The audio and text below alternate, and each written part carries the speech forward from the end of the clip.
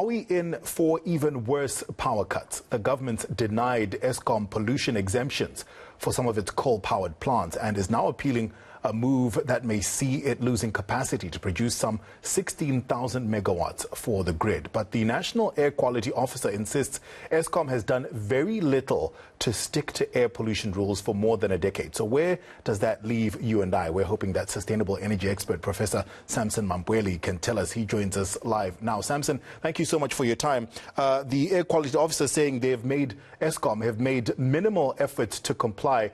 Is that true? Have they just not done enough? Good morning to you and the viewers. Yes, the challenge has been that if you look at Eskom's power stations, most of them are quite old. So if you look at the history behind the minimum emission standards, government published the first notice in 2013, and by then some of the power stations had already been designed. Most of them had already been built without being able to comply with the minimum emission standards. So when Eskom did their application for postponement of this compliance, in some cases they made good cases and they were granted the postponement. And in some cases, they were not fully granted, they were partially granted. And in some cases, they were basically refused because some of these issues have been coming up for quite a long time. So Eskom has got an emission reduction plan. And if you look at that plan, it's very much centered around the decommissioning of coal-fired power stations by 2030 all the way to 2044. And if we have to do that and comply with the minimum emission standards, then the new generation capacity needs to come in as quickly as possible. So we are indeed in big trouble if we don't bring in new generation capacity as quickly as possible. I know Eskom is now engaging the Department of Energy, who is the custodian of the integrated resource plan, so that they can then bring in, kind of speed up the procurement of renewable energy from IPPs and other sources as well. Sampson, Eskom say they're going to appeal this decision. What do you think their chances are of succeeding in the appeal? The chances are quite slim if you look at the decision from the department. And basically what that means is that Eskom is illegally operating up to 16,000 megawatts of electricity because those power stations that have been refused this postponement, legally they need to be shut down, all of them.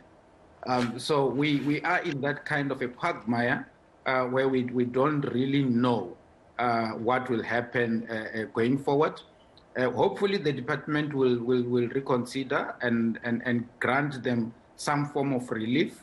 If you look at the amount of money that Eskom needs to spend for these power stations to be compliant, it's something in the region of 180 billion rands. And if Eskom has to spend that money now, unfortunately, they have to pass it on to consumers as well. So we're sitting with this kind of a situation where we really need new generation capacity. We really need abatement technologies to be installed in some of these power stations. And it may also be a futile exercise to install some of these abatement technologies in some of these power stations because they're going to be decommissioned anyway. So it's kind of a catch-22 situation that we're sitting on. And that's all basically because we delayed bringing in new generation capacity. We delayed bringing in emission abatement technologies into the Eskom coal-fired power stations. So we need to speed up the process of bringing in renewable energy from the various sources. Sampson, do you think that Eskom's negotiations or conversations with the Energy Department will bear any fruit? I think the minister once said that, pushing for these emissions targets will lead to us breathing in fresh air in the dark. I'm paraphrasing here. So is it possible, and can they strike some kind of balance? You said we're in a quagmire here. Is it possible for them to strike some kind of balance where we are breathing in fresh air, but we have the lights on? Yeah, I think it is quite possible. It's unfortunate when sometimes when you listen to the Minister of Energy and when you listen to the President, the message that they send out there seem to differ quite significantly. So sometimes the minister talks outside of the integrated resource plan, which is his own plan that is supposed to be the custodian of. So we get kind of confused when it comes to that. But I think over and above that, I think behind closed doors, the minister will be able to, or the department in general, will be able to listen to Eskom and be able to come up with plans together with Eskom to bring forward some of the procurement processes that will allow us to have the 16,000 megawatt generation capacity. If that does not happen, then Eskom needs to, unfortunately, go out there and find more than 180 billion and invest that money in installing abatement technologies. And that process on its own is going to take up to a year for them to do those kind of installations in all the power stations.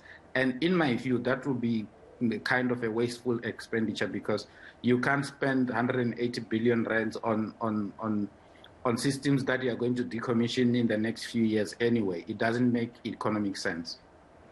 Yeah, it's also just difficult to find 180 billion lying around, Sampson. But thank you for your time. We appreciate it. That was sustainable energy expert, Professor Sampson Mamphweli, joining us on NewsLink.